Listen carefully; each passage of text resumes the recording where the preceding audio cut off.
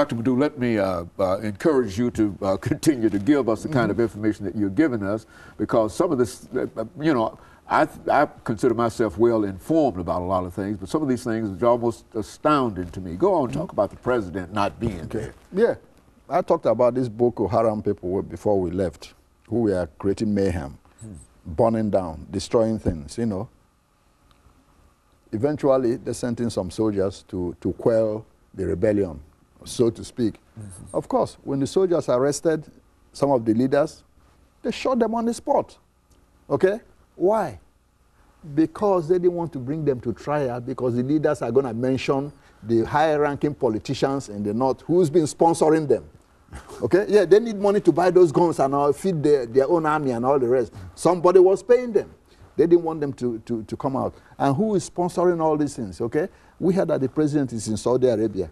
Yeah, Saudi Arabian government has been putting a whole lot of money in northern Nigeria, you know, preaching their own brand of Islam, which is what they call the Wahhabi type of Islam, the strict puritanical Islam. Okay? Yeah. Now, the president of Nigeria is in Saudi Arabia. Somebody will ask, why should the president of a country as wealthy as Nigeria, 15% to 20% of the oil we use in this country comes from Nigeria, be sitting in Saudi Arabia? Okay? Why couldn't that president be treated in his own country? Okay? Anytime a president of a country puts himself at the mercy of another country's hospital, national security is involved. It certainly is. Okay? National security is involved. Even Cuba, as poor as they are, Fidel Castro is sitting there in their own hospital in Cuba, okay, being treated.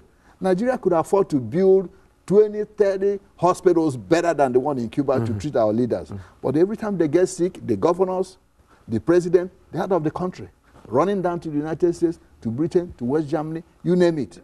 Okay? Without understanding the security risk Without that's involved understanding with security risk. And moreover, what does he tell you? They don't care about their own people.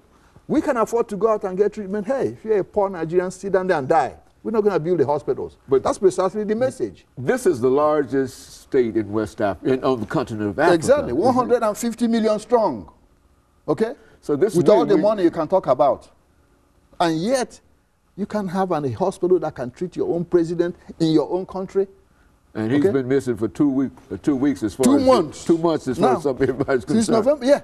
Because no Nigerian can say they've seen him with their 2 eyes. Okay? Members of the House of Representatives and Senate in Nigeria, which is equivalent to a Congress, have gone there to see him. They won't allow them to see him.